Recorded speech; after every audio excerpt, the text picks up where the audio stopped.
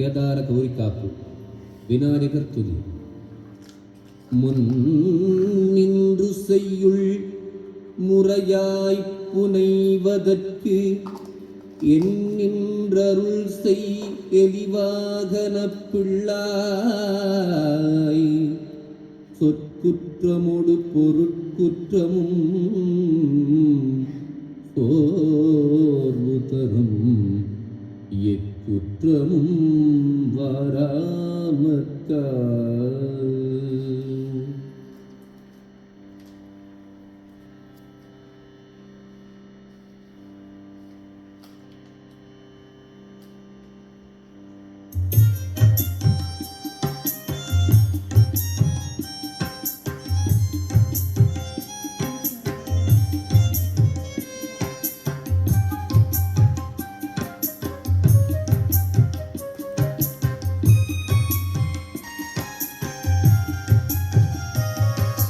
காப்பெடுக்க வந்தேனே கௌரிய மாதாயாரே, காத்தென்னை தேற்றிடுவாய் காளி மகாதேவியரே, காலமெல்லாம் நின்னறிய காப்பெடுத்தே வாழ்ந்திடுவேன், எண்ணும் கருமங்கள் எளிதாக முடித்துவிடு.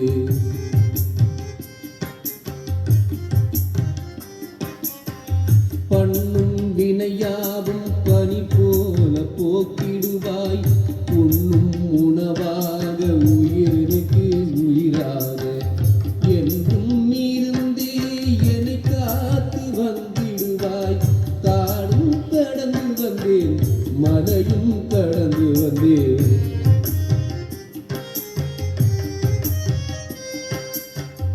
காளி மகாதேவியரே காப்பெனக்கு தந்திடுவாய். சூலம் கொண்டவளே சுந்தர முகத்தவளே, அரியை உடையவளே அம்மா காளி தாயே, கொடிய மகிஷாசுரரை கூறு போட்டவளே,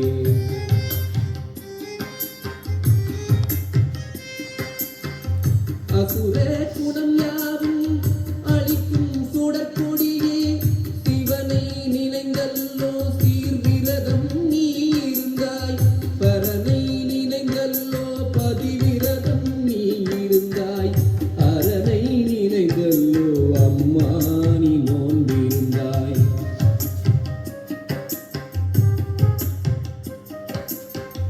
சங்கரனை எண்ணியல்லோ சங்கரி நீ நோன்பிருந்தாய், ஐயரனை பெற்றவளே அன்று நீ நோன்பிருந்தாய். விரதத்தை கண்டே விழித்தான் சிவனவனும், அம்மா உமையனைக்கே அருள் மாறி பொழிந்தாரே.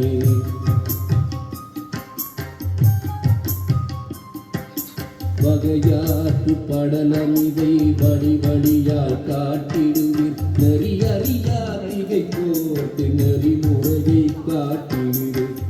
காப்பை புனைந்து விடு, கால பயம் ஓட்டிவிடு, நூலை புனைந்து விடு, நுண்ணறிவை ஊட்டிவிடு.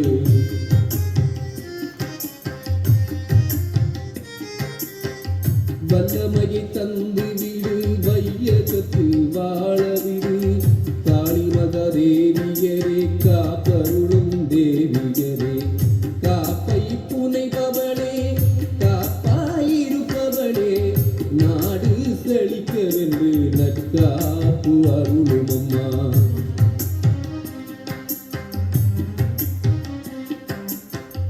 வீடு செழிக்கவென்றே விளை காப்பு அருளும் அம்மா, நல்வாழ்வு வாழ்வதற்கு நறுங்காப்பு அருளும் அம்மா, அல்லல் அறுப்பதற்கே அருக்காப்பு அருளும் அம்மா, பிள்ளை அற்றவர்க்கு பெருங்காப்பு அருளும் அம்மா.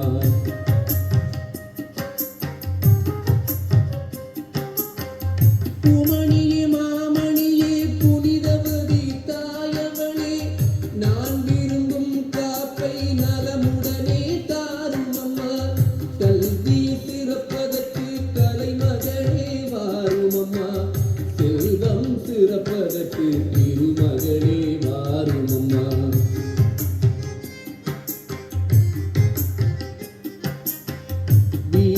சிறப்பதற்கு வீரசக்தி தாரும் அம்மா.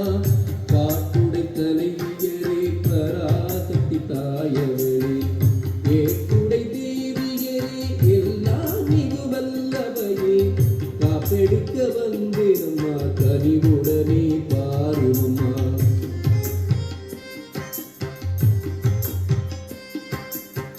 பால்வளங்கள் வெற்றிலைகள் பல்வகை திரவியங்கள் நாடு மக்குத்தாரே நம்மா நயங்கு என்னை காருமம்மா. காளி மகதேவியரே காசினிக்கே வித்தவளே, வித்தை விதைப்பவளே வினையாவும் காப்பவளே.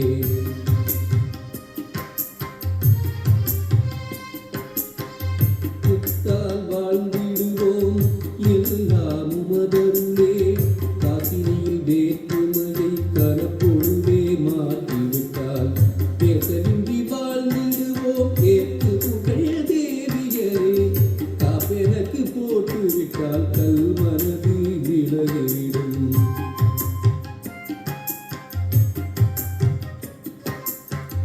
ஞானம் பெருகி வரும், நல்வாழ்வு மிகுந்து வரும், தொடர்ந்து அணிவோர்க்கு கொடுத்ததெல்லாம் ஜெயமாகும்.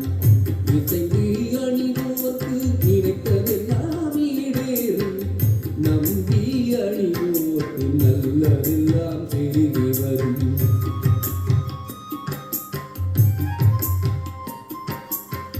நாள்கள் கோள்கள் எல்லாம் நலமுடனே இணைந்து வரும், சந்தன காந்தவளே சங்கரியே தாங்கினியே, குங்கும பூச்சுவளே புலக்கொழுந்தே கௌரியம்மா, காப்பு கட்டிவிட்டு கடமை முடிந்ததென்று.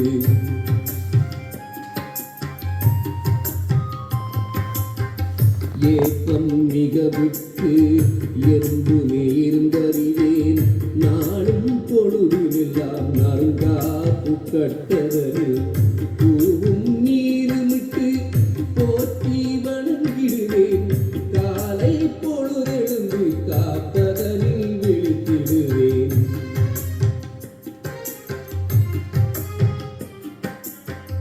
ஞான தெளிந்துடரே காளி உன்னை காணுகின்றேன், காப்பெனக்கு கையில் உண்டு கடமைகளை செய்திடுவேன்.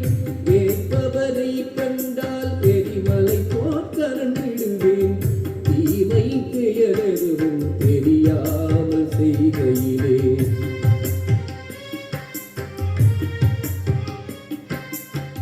காப்பு கையிலிருந்து கண் திறந்து காட்டுமடி, சொல்லக்கு அரிதான சோறு மிகு காப்பதனை 20 நாள் வரையில் இசையோடு தவம் இருந்து பக்தி மனருடனே மரபி அணிவோர்க்கே.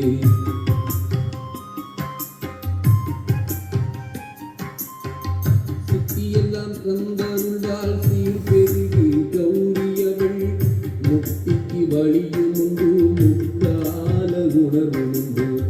எத்தகத்தில் உள்ளோரெல்லாம் ஏற்றியமை போற்றிடுவார், சொத்தத்தி பொருத்தத்தி துலங்கி வந்திடவே.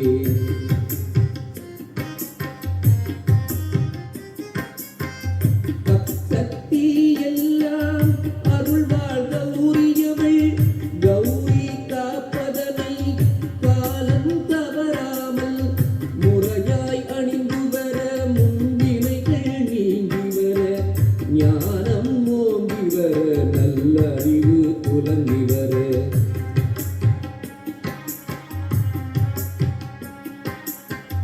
தேவி மக காளியரே செவிட்டார தீங்கனியே, காளியாய் வந்தவர்ந்த கௌரியை காப்பருளும்.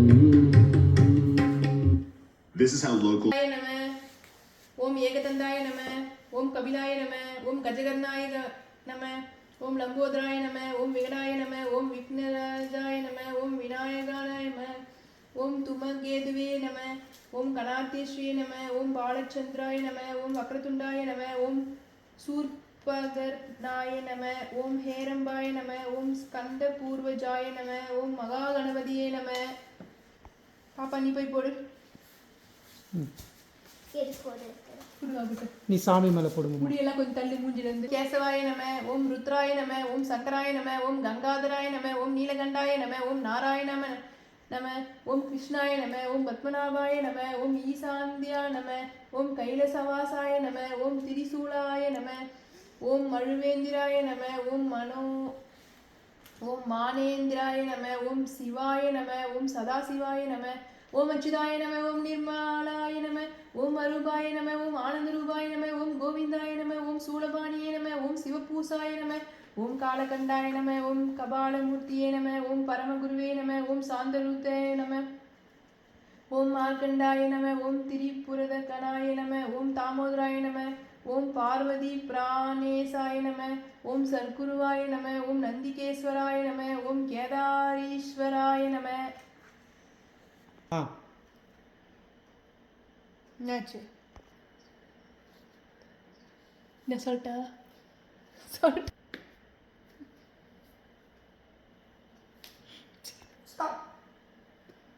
கேதாரீஸ்வர நோன்பு கதை. நான் தான் சொல்றேன். கேதாரீஸ்வரர் நோன்பு கதை. ஆதி காலத்தில் ஸ்ரீ கைலாயத்திலேயே நவரத்னங்களினால் ஆதி காலத்தில் ஸ்ரீ கைலாயத்திலேயே நவரத்னங்களினாலிழைத்த சிம்மாசனத்தின் மீது பரமேஸ்வரரும் பார்வதி தேவியும் கொலு வீற்றிருக்கையில் பிரம்மா விஷ்ணு தேவேந்திரன் முதலான 30 முக்கோடி தேவர்கள் 48,000 ரிஷிகள் அஷ்டவசுக்கள் கிண்ணரர் கிம்புருடர் கருடகாந்தர்வர் சித்த வித்யாதரர் ஜனகஜனானந்தர் ஜனத்குமாரர் தும்புரு நாரதர் மற்றும் உண்டான தேவ ரிஷிகளும் பிரதி தினம் வந்து பரமசிவனையும் பார்வதி தேவியையும் பிரதிஷ்ட நமஸ்காரம் செய்து கொண்டு போவார்கள். இப்படி இருக்க ஒரு நாள் சமஸ்த தேவர்களும் ரிஷிகளும் வந்து ஈஸ்வரையும் ஈஸ்வரியையும் பிரதிஷ்ட நமஸ்கார தோத்திரம் செய்து செலவு பெற்றுக்கொண்டு தங்கள் யதாஸ்தானங்களுக்கு போகிற சமயத்தில் பிருங்கி என்கின்ற ரிஷி ஒருவர் மாத்திரம் பார்வதி அம்மனை புறம்பாக தள்ளி ஈஸ்வரை மாத்திரம் பிரதிஷ்ட நமஸ்காரம் செய்து ஆனந்த கூத்தாடினார். அப்பொழுது பார்வதி அம்மனுக்கு மகா கோபம் உண்டாகி பிரம்ம விஷ்ணு ருத்ரன் தேவேந்திரன் முதலான 30 முக்கோடி தேவர்களும் 41,000 ரிஷிகளும் கிண்ணரர் கிம்புடர் கருட காந்தருவர் சித்த வித்யாதரர் ஜனகஜனானந்தர் ஜனத்குமாரர் தும்புரு நாரதர் கௌதமர் அகஸ்தியர் மற்றும் உண்டான தேவர்களும் வந்து ஈஸ்வரையும் நம்மையும் கண்டு வணங்கி போகின்றனர். இந்த பிருங்கி ரிஷி நம்மை புறம்பாக தள்ளி ஈஸ்வரை மாத்திரம் நமஸ்கரித்து நின்றானே என்று கோபத்துடன் பரமேஸ்வரி கேட்க பரமேஸ்வரன் சொல்கிறான்,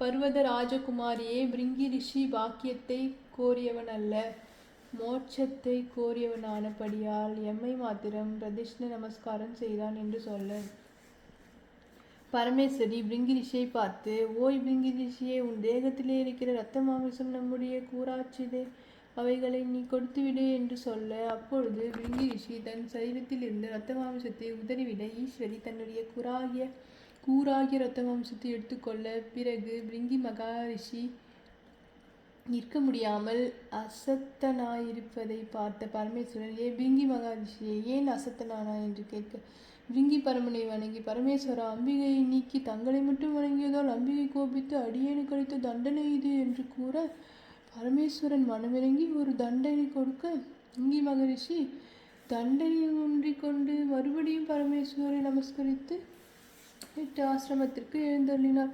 பிறகு பரமேஸ்வரை பார்த்து, நீ என்னை உபேட்சை செய்யலாமோ? இனி எனக்கு காரியம் என்னவென்று கைலாயத்தை விட்டு பூலோகத்தில் வால்மீக மகரிஷி சஞ்சரிகா நின்ற பூங்காவனத்தில் ஒரு விஷயத்தின் அடியில் எழுந்திருந்தாள்.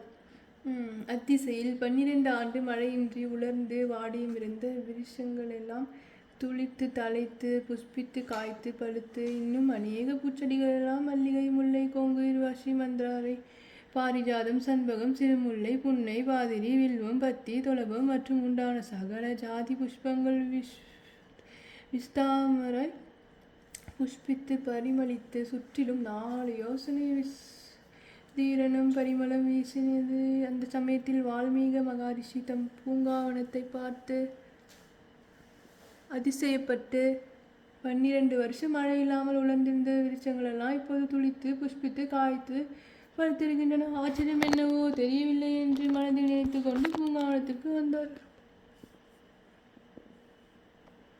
வந்தவர் சகல பூவன கர்த்தாவாகிய பரமேஸ்வரன், பரமேஸ்வரி, பிரம்மா, விஷ்ணு வந்திருக்கிறார்களோ அவர்களை காண வேண்டும் என்று அந்த வனமெல்லாம் சுற்றி ஆராய்ந்து பார்க்கையில் ஸ்ரீ பார்வதி ஒரு வில்வ விருஷத்தினடியில் எழுந்தருளியிருக்க கண்டு, மூவருக்கும் முதன்மையான தாயே, 33 தேவர்களுக்கும் 48,000 முனிவர்களுக்கும் ஒப்பற்ற தெய்வமாய் நின்ற பராசக்தியான ஈஸ்வரியே, நான் எத்தனை கோடி தவம் செய்தேனோ! இந்த பூங்காவனத்திலேயே எனக்கு காட்சி கொடுக்க கைலாயத்தை விட்டு பூலோகத்திற்கு நீர் எழுந்தருளிதென்னவோ என்று மிகவும் வினயமுடன் தோத்திருந்து செய்து, அந்த காரணத்தை அடியேனுக்கு திருவலம் பற்ற வேண்டும் என்று வால்மீக முனிவர் கேட்க, பார்வதி தேவியார், வால்மீக முனிவரே, ஸ்ரீ கைலாயத்திலேயே பரமேஸ்வரரும் நாமும் ஓர் நவரத்ன சிம்மாசனத்தில் வீற்றிருக்கையில் பிரம்மா, விஷ்ணு, தேவேந்திரன் முதலான தேவர்களும் மற்றும் உண்டான மகா இருடிகளும் வந்து இருவரையும் நமஸ்கரித்து போவார்கள். பிருங்குமுனி சுவாமியை மாத்திரம் நமஸ்கரித்து நம்மை புறம்பாக தள்ளினான். அப்போது இவனா நம்மை புறம்பாக தள்ளினேன் என்று கோபத்துடன் என் கூறான இரத்த மாம்சத்தை வாங்கி கொண்டேன். அப்போது பரமேஸ்வரர் அவனுக்கு ஒரு தண்டு கொடுத்தார். இப்படி செய்யலாமா என்று கேட்டதற்கு அவர் மறுமொழி சொல்லவில்லை. ஆகையால் நமக்கு கோபம் பிறந்து பூலோகத்திற்கு வருகிற பொழுது இந்த பூங்காவனத்தை கண்டு இங்கே தங்கினோம் என்று பார்வதி அம்மையார் வால்மீகிக்கு உரைக்க, அவரும் அம்பிகை தன் ஆசிரமத்தை எழுந்தருளும்படி வேண்ட, அம்பிகையும் அவர் இஷ்டப்படியே எழுந்தருள, முனிவர் அம்மனிற்கு ஒரு ஆசிரமும்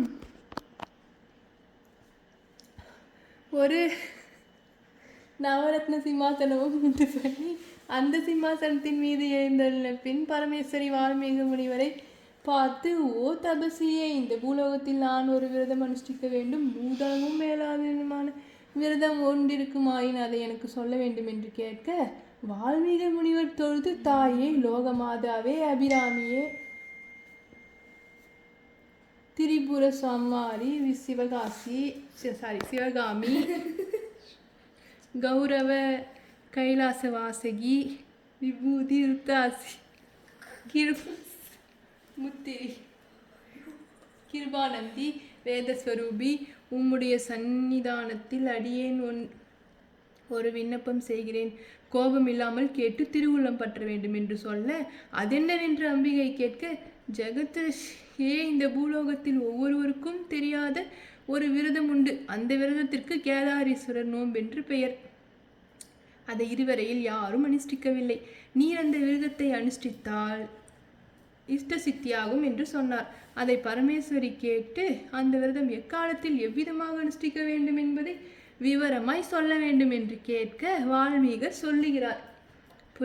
புரட்டாசி மாதம் சுக்லபட்ச தசமி தொடங்கி ஐப்பசி மாதம் கிருஷ்ணபட்சம் தீபாவளி அமாவாசை வரைக்கும் 21 நாள் பிரதிஷ்ணம் ஸ்நானம் செய்து சுத்த வஸ்திரம் அணிந்து ஆல வருஷத்தின் கீழ் சிவலிங்க பிரதிஷ்ணம் செய்து அபிஷேகம் செய்து விபூதி, சந்தான, புஷ்பஞ்சாதி, வெள்ளை உருண்டை, சந்தன உருண்டை, மஞ்சள் உருண்டை, அதிரசம், வாழைப்பழம், தேங்காய், பாக்கு, வெற்றிலை இதுகளை வகை கொன்றாக வைத்து வில்வார்ச்சனை, தூப தீபம் நெய்வேத்தியம் செய்து நமஸ்கரித்து 21 இலையிலே ஒரு கயிறு முறுக்கி அதை தினம் ஒரு முடியாக 21 நாள் முடிந்து தினமும் உபவாசம் இருந்து நெய்வேத்தியம் செய்த அதிரசத்தை உண்டு 21 நாளும் கிரமமாக இல்லை தப்பாகுது இவ்விரதத்தை அனுஷ்டித்தால் 21ஆம் நாள் தீபாவளி அமாவாசை தினம் பரமன் ரிட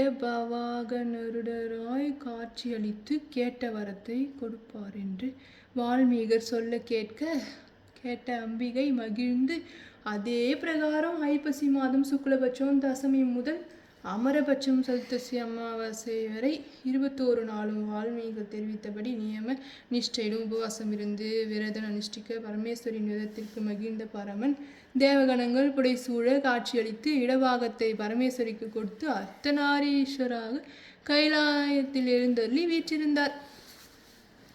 இவ்விரதத்தின் மேன்மையை கண்ட தேவர்கள், இருடிகள் முதலானவர்கள் அன்று முதல் இந்த விரதத்தை அனுஷ்டித்து வரலாயினர்.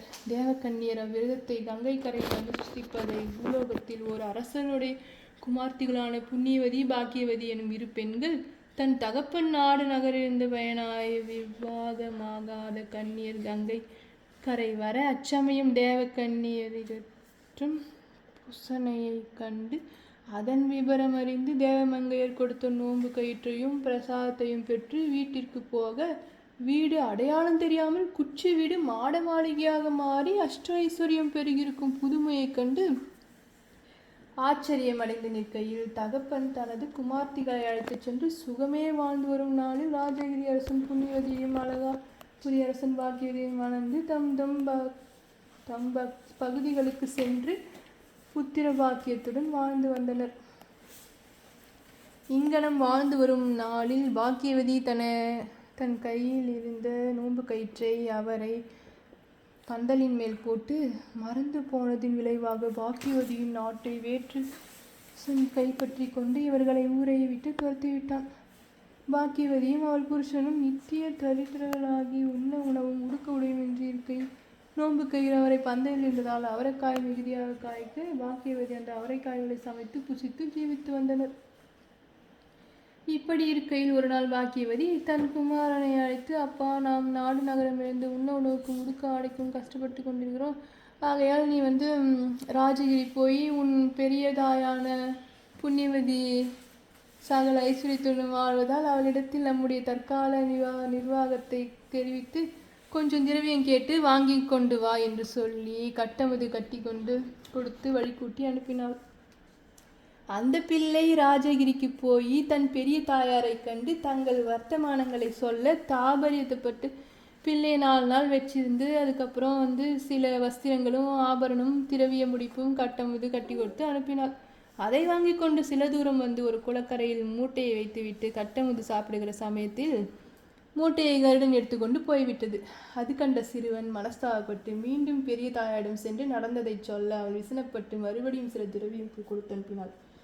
அதை எடுத்து கொண்டு வரும்போது வழியிலே ஒரு திருடன் சிறுவனிடமிருந்து மூட்டையை பறித்து கொண்டு போய்விட சிறுவன் துக்கப்பட்டு கொண்டே மறுபடியும் பெரிய தாயிடம் சென்று, அம்மா, நாங்கள் செய்த பாவம் என்னவோ தெரியவில்லை, 2வதாக கொடுத்த திரவியம் திருடன் பறித்து கொண்டு போய்விட்டான் அப்படின்னு சொல்லி சிறுவனை தேற்றி, குழந்தாய், உன் தாயார் கேதாவரி ஈஸ்வரர் நோன்பு விரதத்தை அனுஷ்டித்து வருகிறாளா இல்லையா என்று கேட்க, அனுஷ்டிக்கிறது இல்லை அப்படின்னு சொல்லிட்டாங்க.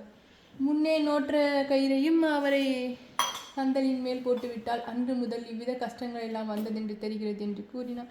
இதை கேட்ட புண்ணியவதி மிகவும் மனமிறங்கி ஐப்பசி மாதம் வருந்தவும் சகோதரி குமாரனை தன்னிடம் நிறுத்தி கொண்டு ஐப்பசி மாதம் தான் நோக்கிறேன் நோன்பு கொண்டு பாக்கியவதிக்கும் ஒரு பங்கு நோன்பு வைத்து நோற்று அந்த நோன்பு கயிறையும் பலகாரம், பாக்கு, வெத்தலை, மஞ்சள் இதெல்லாத்தையும் கொடுத்து ஆடை ஆபரணமும் திரவியமாக கொடுத்து காவலாக சேவந்தரை கூடி இனிமேலாவது இந்த நோன்பை விடாமல் நோக்க சொல்லி சில புத்திமதி சொல்லி அனுப்பிட்டாங்க.